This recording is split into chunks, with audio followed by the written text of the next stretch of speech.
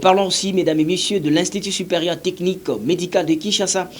qui vient d'être doté des ouvrages modernes qui vont améliorer les conditions d'enseignement de leurs apprenants. Il s'agit notamment d'un bâtiment qui abritera l'école doctorale de cet institut, dont de l'église des saints des derniers jours et les laboratoires informatiques équipés par la Fondation Vodacom Éduc. La double cérémonie d'inauguration de ces ouvrages a eu lieu le jeudi 6 mars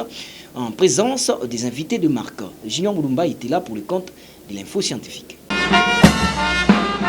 Ces nouveaux bâtiments pimpants neufs qui représentent une avancée significative dans l'amélioration des conditions d'enseignement à l'ISTEM Kinshasa s'inscrit pleinement dans la démarche ambitieuse du comité de gestion dirigé par la professeure Joséphine Toumba, celle de rendre cet institut une haute école des sciences de la santé de l'Afrique centrale. Lors de la double cérémonie inaugurale du bâtiment de l'école doctorale d'Angénéreux de l'église des saints des derniers jours, sous la facilitation du fonds de promotion de l'éducation et de la formation ainsi que de la salle numérique dont de grandes valeurs offertes par la Fondation Vodacom Éduc, la directrice générale de l'ISTEM Kinshasa, la professeure Joséphine Toumba, a fait savoir que ces ouvrages qui favorisent un environnement propice à l'apprentissage et à la recherche des apprenants dans leur formation doctorale mettent en œuvre la vision de la ministre de l'enseignement supérieur et universitaire, celle de mettre en place un système éducatif performant, inclusif et équitable